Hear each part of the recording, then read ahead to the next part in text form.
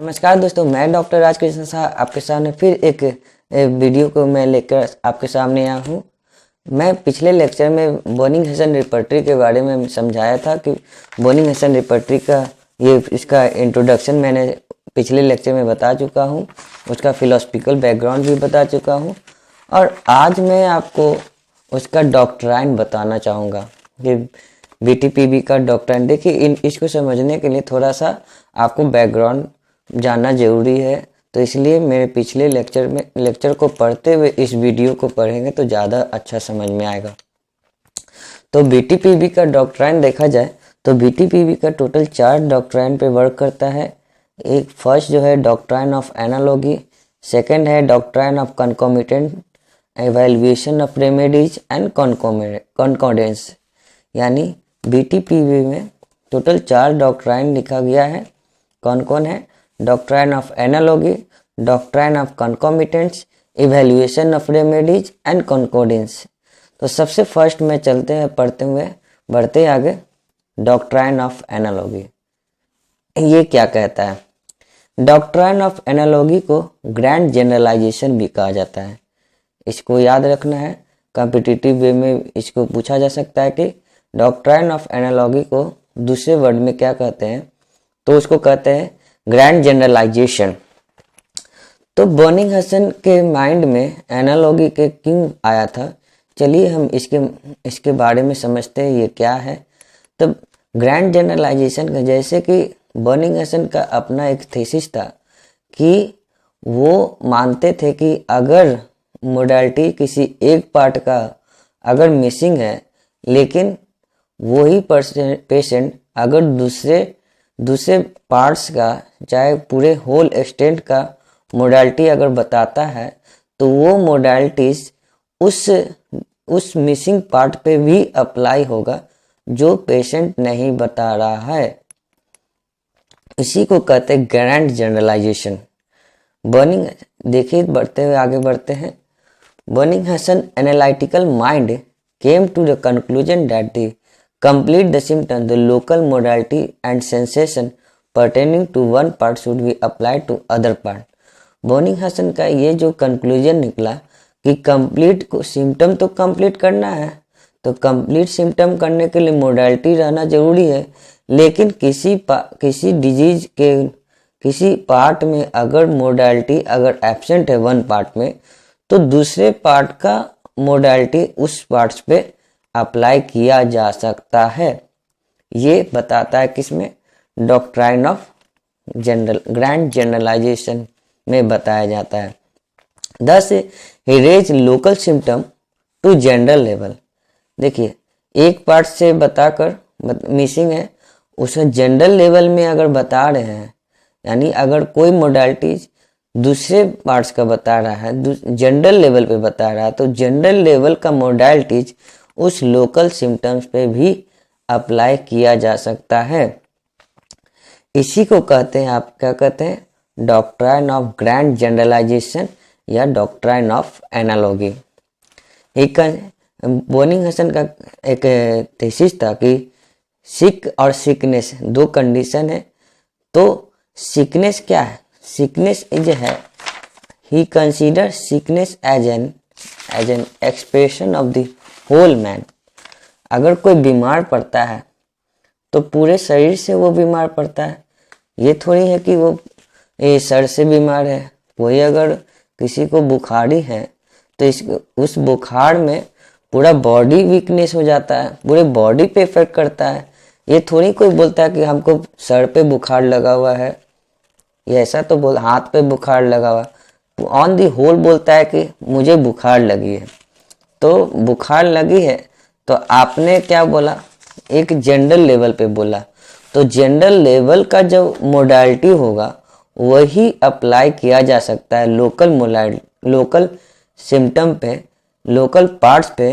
अगर local parts पे अगर मिसिंग है तो one part should be applied to the other part. Thus, all the modality which are noticed in but missing in any other day, साफ सुथरा लिखा हुआ है कि क्या कह रहा है? All modalities which are notice in one, पर एक पार्ट में नोटिस किया है लेकिन दूसरे पार्ट में मिसिंग है, तो क्या बोल रहा है, taken as an expression of the whole person. अब इस बता रहा है, लेकिन अगर बताया जाए जो मोडालिटीज अगर दूसरे पार्ट का भी बता रहा है और पहले पार्ट में मिसिंग है, तो हम जनरल लेवल पर देखते हुए वही मोडालिटी को उस मिसिंग पार्ट्स पे भी अप्लाई किया जा सकता है। ये आपका ग्रैंड जनरलाइजेशन कहता है। ये अप्रोच, ये सोच रखने से उन्होंने he approach solve many difficulty encounter in completing the symptom for long time. और मेजॉरिटी ऑफ फिजिशियन, ये अप्रोच रखने से उनको ये फ़ायदा हुआ कि ये सिम्टम कंप्लीट हो गया, क्योंकि आपको मोडालिटी भी मिल गया। जैसे कि सिम्टम को कंप्लीट करने के लिए आपके पास लोकेशन रहना चाहिए, सेंसेशन रहना चाहिए, मोडालिटीज रहना चाहिए, कॉन्कमिटेंस रहना चाहिए। ये 4 चीज़ अगर आपके पास प्रेजेंट है तो आपका सिम्टम आपका कंप्लीट हो गया है।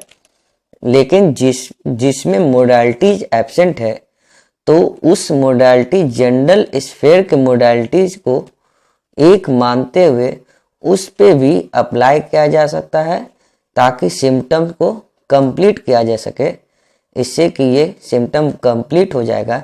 यही आपका ग्रैंड जनरलाइजेशन बताता है। इस सोच बोनिंग का ऐसा सोच बनने से बहुत सारे डिफिकल्टी जो डिफिकल्टीज आ गया था उसको सॉल्व किए थे, और ऐसा अप्रोच बहुत सारे फिजिशियन उन्हीं को फॉलोअर भी किए थे।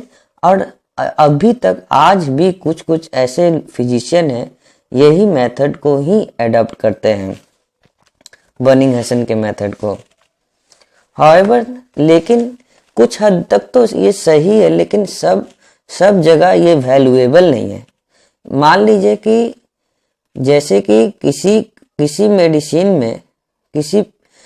मेडिसिन में अगर सिम्टम्स पार्ट्स के अनुसार डिफर कर जाए, यानी राइट का अगर किसी को पेन है राइट साइड में और लेफ्ट साइड में भी पेन है, लेकिन राइट साइड का पेन का कैरेक्टरिस्टिक कुछ और है और लेफ्ट का कैरेक्टरिस्टिक कुछ और है, राइट का मोडालिटीज कुछ और है, लेफ्ट का मोडालिटीज कुछ और है, तो ये तो कर नहीं सकते हम लेफ्ट वाला राइट के मोडालिटीज को फॉलो करें, या तो राइट का मोडालिटी लेफ्ट वाले को फॉलो करें, क्योंकि एक दूसरे से क्या है, दोनों डिफर्ड है। और जब दोनों डिफर्ड है तो आप इस थ्योरी को आप फॉलो नहीं कर सकते हैं, इस डॉक्ट्राइन को फॉलो नहीं कर सकते।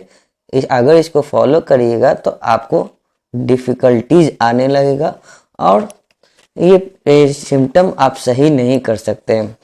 However, this approach may not serve those cases where different part express different। देखिए साफ सुथरा लिखा हुआ है, लेकिन सब केस को तो सॉल्व नहीं कर सकते हैं जो डिफरेंट पार्ट पे डिफरेंट मोडालिटीज रखता है, which do not correspond to the person's characteristics। उसके पर्सन के कैरेक्टरिस्टिक्स नहीं मिलता है, उस केस को आप नहीं सही कर सकते।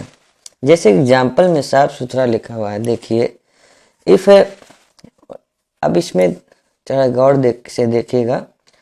फॉर एग्जाम्पल में लिखा है, if a patient can not describe the aggravation और amelioration of particular symptom but describe the modality of some other symptom, then this modalities can also apply in order to complete the previous incomplete symptom.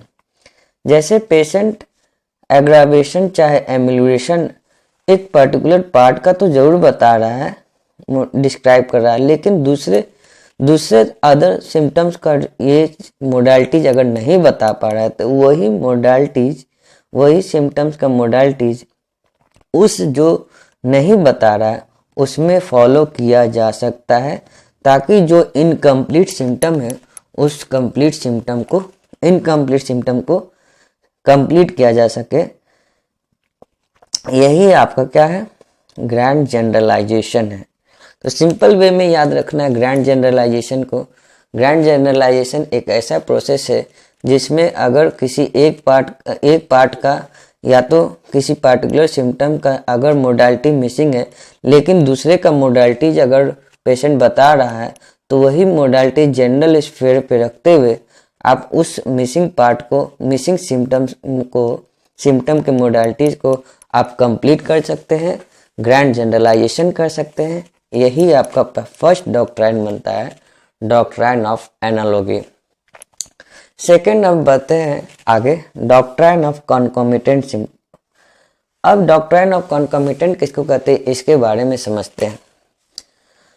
Bonninghausen first identified in each case group of symptoms along with main symptom, which is practice were generally overlooked by the patient and unnoticed by the physician। पहले भी हम concomitants के बारे में बता चुके हैं और अब दोबारा मैं फिर से बताने जा रहा हूँ कि Bonninghausen जो पहली बार concomitants को समझने वाले डॉक्ट्राइन concomitants को Bonninghausen थे। Bonninghausen देखे कि सिम्टम तो पेशेंट बता रहा है, लेकिन मेन सिम्टम के साथ साथ कुछ कुछ ऐसे भी सिम्टम्स पेशेंट के पास रहता है जो पेशेंट नहीं बता पा सकता है, या तो फिजिशियन अननोटिस कर देता है, या तो पेशेंट बता नहीं पा रहा है, या तो फिजिशियन नोटिस नहीं कर पा रहा है।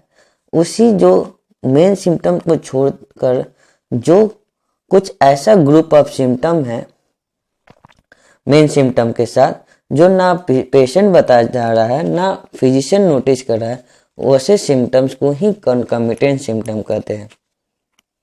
He emphasized that in all cases such group of symptoms exist and they miss totally because of inadequate observation। लेकिन आपने जो सिम्टम्स लेने की कोशिश की, आपने वो सिम्टम्स को ले ही नहीं पाए, आप टोटलिटी में मिसिंग कर गए क्योंकि आपका ऑब्जर्वेशन सही नहीं था। पहले भी बताए थे, कुछ ऐसे सिम्टम्स होते हैं मेन सिम्टम के साथ जुड़े रहते हैं, वो रहते हैं और उस सिम्टम्स को अगर फिजिशियन या तो पेशेंट अगर नहीं बताता है तो आपका मेडिसिन का सिलेक्शन करने में प्रॉब्लम होता है। और मेडिसिन का सिलेक्शन अगर बता देता है तो मेडिसिन का सिलेक्शन क्विक वे में हो जाएगा। तो ये आपको कॉन्कॉमिटेंट सिम्टम कहता है। यही जो ग्रुप ऑफ सिम्टम है जो फिजिशियन के द्वारा चाहे पेशेंट के द्वारा जो मेन सिम्टम के साथ साथ रहता है, इसी को कहते हैं कॉन्कॉमिटेंट सिम्टम। जिसमें कि आपको इसमें अगर सिम्टम आपके पास प्रेजेंट है तो आप पेशेंट को भी इंडिविजुअलाइज कर लीजिएगा और रेमेडी को भी इंडिविजुअलाइज कर लीजिएगा। यही सिम्टम्स को कॉन्कॉमिटेंट सिम्टम कहते हैं। Concomitant symptom is the group of symptom with a main symptom which are unnoticed by the physician or overlooked by the patient। यही आपका है concomitant symptom। ठीक है। Master handman also started the importance of striking singular or rare or characteristic symptom which Bonninghausen described as concomitant symptom। देखिए striking singular और characteristic symptom जो बोनिंगहसन बोल रहे हैं, तो अगर कोई सिम्टम स्ट्राइकिंग तब ना होगा जब आप उसमें कुछ खासियत होगा जो दूसरे मेडिसिन में नहीं है। तो वही जो स्ट्राइकिंग सिम्टम पेशेंट अगर बता देता है तो वही सिम्टम क्या कहलाता है, कंकमिटेंट सिम्टम कहलाता है। तो यही आपका डॉक्ट्राइन ऑफ कंकमिटेंट बोलता है। थर्ड हम पढ़ने जा रहे हैं इवैल्यूएशन ऑफ रेमेडीज। तो जब आप रिपर्टरी खोलोगे, बोनिंगहसन की रिपर्टरी जब आप खोलोगे तो उसमें कुछ मेडिसिन कैपिटल में लिखा रहेगा, कुछ मेडिसिन बोल्ड में लिखा रहेगा, कुछ मेडिसिन इटैलिक में लिखा रहेगा और कुछ मेडिसिन रोमन में लिखा रहेगा और कुछ मेडिसिन रोमन इन पैरेंथेसिस में लिखा रहता है। तो इसमें क्या है, रेमेडीज को हर का अपना ये रहता है, इवैल्यूएटेड रहता है, इम्पोर्टेंसी रहता है। कोई ज़्यादा स्ट्राइकिंग सिम्टम पेशेंट के सिम्टम्स को मेडिसिन को इंडिकेट करता है, कोई उससे थोड़ा कम करता है, कोई उससे थोड़ा कम का, कोई कम करता है, एकदम नहीं करता है। तो यही कहलाता है इवैल्यूएशन और रेमेडीज। ये रेमेडी को क्या किए, हम इवैल्यूएट कर दिए, अलग अलग कर दिए, कैपिटल में कर दिए, बोल्ड में कर दिए, इटैलिक में कर दिए, रोमन में कर दिए, रोमन पैरेंथेसिस में कर दिए। तो ये इवैल्यूएशन करने के प्रोसेस को कहते हैं ग्रेडेशन ऑफ मेडिसिन। यानी आप क्या कर दिए, ग्रेडेशन कर दिए। तो अब आगे देखते हुए पढ़ते हैं। One of the outstanding features construction of Boenninghausen repertory was the variation in the size of the type or print indicating to individual evaluation of each remedy to given symptoms of rubric। देखिए जब repertory खोलेगा तो उसमें rubric रहेगा। Rubric क्या है, symptoms के जो शॉर्ट फॉर्म रहता है वो रूब्रिक कहलाता है।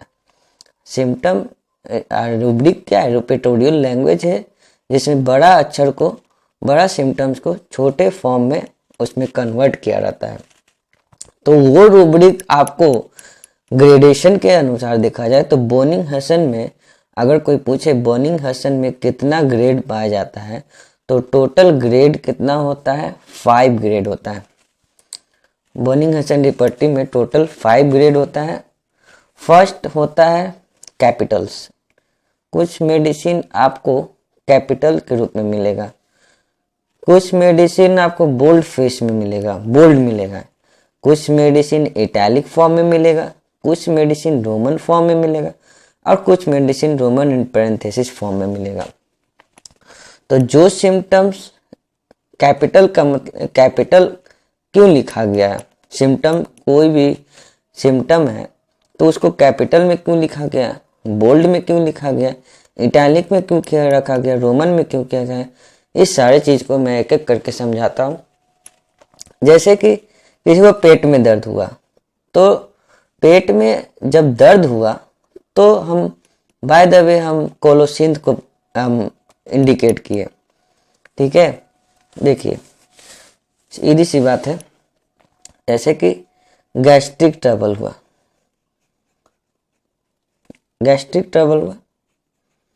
तो इसमें हम कोलोसिंथ को भी लिए, एकोनाइट को भी लिए, कार्बोवेज को भी लिए, मैगफोस को भी लिए। ठीक है, तो हम देखेंगे कि कोलोसिंथ जो है, ये जो कोलोसिंथ है, ये सारा जो लेटर है, ये सारा लेटर, ये सिम्टम गैस्ट्रिक जो सिम्टम्स है, गैस्ट्रिक का जो सिम्टम दे रहा वो सारा सिम्टम कैपिटल में लिखा हुआ है। तो इसका मतलब क्या होता है कि इसका जो पेट का दर्द का जो सिम्टम है, ड्यूरिंग ड्रग प्रूविंग में मैक्सिमम प्रूवर में, मैक्सिमम पेशेंट में हम देखें कि कोलोसिंथ का गैस्ट्रिक जो कंप्लेंट है, गैस्ट्रिक कंप्लेंट जो कोलोसिंथ का है वो सबसे ज़्यादा पेशेंट में पाया गया। ठीक है, जैसे गैस्ट्रिक कंप्लेंट है, जैसे कोलोसिंथ का बेंडिंग डबल कर लेता है, तो ये जो बेंडिंग डबल करना, ये मान लीजिए आप 10 पेशेंट को रखें, 10 प्रूवर के लिए ये रखें, प्रूवर को रखें, और 10 में से देखें कि 8 प्रूवर जो है ये कोलोसिंथ को प्रूव कर दिया, एक जो है ये प्रूव किया, एक प्रूव किया एक कार्बोवेज को, और एक प्रूव किया मैगफोस को, और एक क्या है एकदम प्रूव ही नहीं किया, एकदम उसका नाम ही नहीं है। तो कोलोसिंथ क्या है, गैस्ट्रिक जो सिम्टम है वो ज़्यादा प्रूवर पे अगर इफेक्ट करता है, ज़्यादा लोग पे इफेक्ट करता है, तो वो मेडिसिन गैस्ट्रिक ट्रबल के लिए सबसे बेस्ट मेडिसिन है। तो उस मेडिसिन को हम किस फॉर्म में लिखेंगे? कैपिटल फॉर्म में लिखेंगे। और उससे अगर कम सिम्टम, मान लीजिए 10 में से अगर 6 लोगों को, अगर बाय द वे 10 लोगों को, अगर 6 लोगों को अगर ये होता है तो ज़्यादा मात्रा में हो रहा है, चाहे 8 लोगों को हो रहा है तो ये ज़्यादा है, उससे कम हो रहा है तो उसका ये आपको बोल्ड फेस में लिखेंगे। उससे भी कम प्रूवर में जब मेडिसिन इंडिकेट कर रहा है तो इटैलिक फॉर्म में लिखेंगे, और उससे भी कम पड़ रहा है तो रोमन फॉर्म में। अगर उसका कोई इफेक्ट उस मेडिसिन में आ ही नहीं रहा है तो वो रोमन पैरेंथेसिस में रहता है। तो एक एक चीज लिखा हुआ भी आप नोट डाउन भी कर सकते हैं। तो इसमें लिखा हुआ it contain those medicine which produce particular symptom prominently, ये शब्द को अंडरलाइन कर लेना है। यानी बहुत सारे पूर्वर में ये प्रोमिनेंटली पाया गया ये सिम्टम्स। कौन? कैपिटल्स में जो रूब्रिक लिखा हुआ है उस रूब्रिक प्रोमिनेंटली उस मेडिसिन में पाया गया, इसलिए इस मेडिसिन कैपिटल में लिखा गया। दूसरा है बोल्ड। बोल्ड का मतलब क्या होता है? इन include those medicine which produce particular symptom in majority of, उससे कम, इससे यानी कैपिटल से कम लोगों में बोल्ड वाले मेडिसिन को इंडिकेट कर रहा है। उससे भी कम इटैलिक, उससे भी कम रोमन। यानी रोमन में क्या, इसमें फ्यू प्रूवर को ये सब फ्यू प्रूवर को ये इंडिकेट कर रहा है। और जिसमें रोमन पैरेंथेसिस जिसमें कि उसमें जो रेमेडी डाउटफुल होता है उस रेमेडी में रोमन पैरेंथेसिस में लिखा जाता है, जिसमें कि आगे चल के उसको पढ़ना भी होता है, क्रूशियल स्टडी की जरूरत पड़ता है। वो सिम्टम सही रूप से उस मेडिसिन से नहीं मिल रहा है, उस मेडिसिन, इसी को कहते हैं clinical symptom. In other word these are the remedy that have found to have symptom but rarely, जो रेयरली मिलता है, रेयर सिम्टम होता है, वो कहलाता है। जो सिर्फ क्लिनिकल में भी क्लिनिक पे वेरीफाई कराया जा सकता है। क्लिनिकल सिम्टम किसको कहते हैं? जो ड्रग प्रूविंग के दौरान वो सिम्टम्स नहीं मिला, लेकिन जब हम क्लिनिकल प्रैक्टिस में बैठे तो मैंने, जैसे कि किसी को गॉट का परेशानी है तो वो गॉट का इलाज कराने आया, लेकिन उसका अगर कोई रेस्पिरेटरी प्रॉब्लम ठीक हो जाता है गॉट के मेडिसिन से, तो वो मेडिसिन आपको रेस्पिरेटरी के लिए आपका ये क्लिनिकल मेडिसिन बन जाता है। क्लिनिकल सिम्टम से ठीक हुआ है, उस मेडिसिन को किस फॉर्म में लिखा जाएगा? रोमन पैरेंथेसिस फॉर्म में लिखा रहेगा। अब ग्रेडेशन का मतलब ही होता है उसका फ्रीक्वेंसी को बताता है। अब नेक्स्ट है, इसको ज़्यादा जरूरत नहीं जानने का। अब नेक्स्ट है कॉन्कॉर्डेंस। इसको आगे पढ़ेंगे भी, इसके भी डीपली पढ़ना है, आगे कॉन्कॉर्डेंस रिपर्टरी भी पढ़ना है।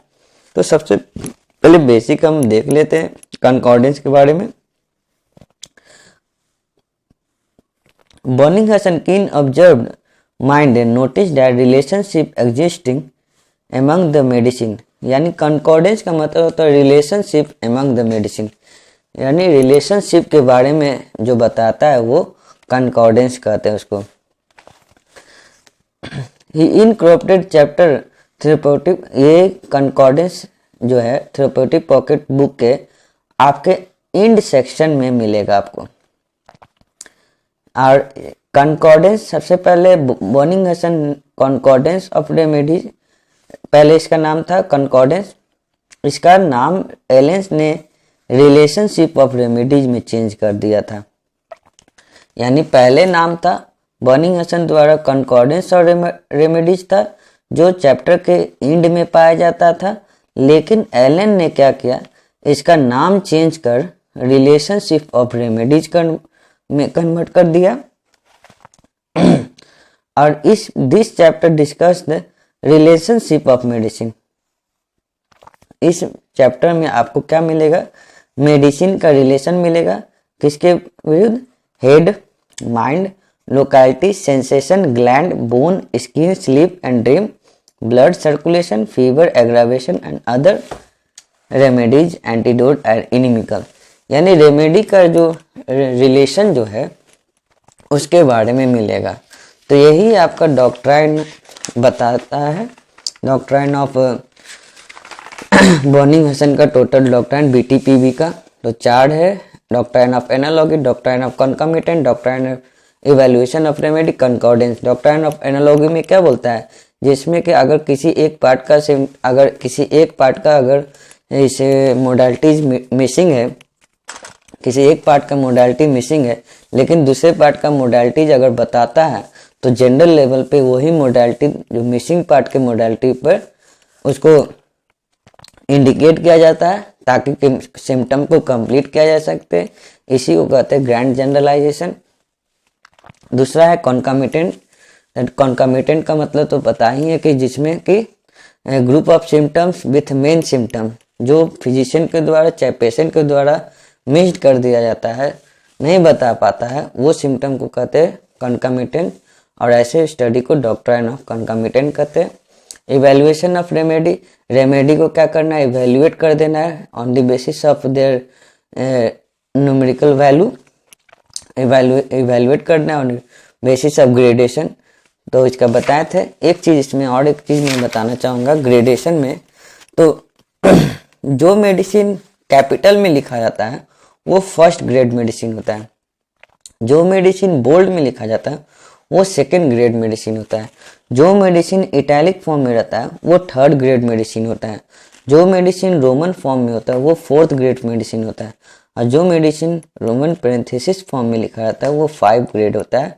और फर्स्ट ग्रेड में 5 वैल्यू दिया जाता है, सेकेंड ग्रेड को 4 वैल्यू दिया जाता है, थर्ड ग्रेड को 3 वैल्यू दिया जाता है, तो 3 मार्क्स दिया जाता है, फोर्थ ग्रेड को 2 मार्क्स एंड फिफ्थ ग्रेड को 5 मार्क्स दिया जाता है।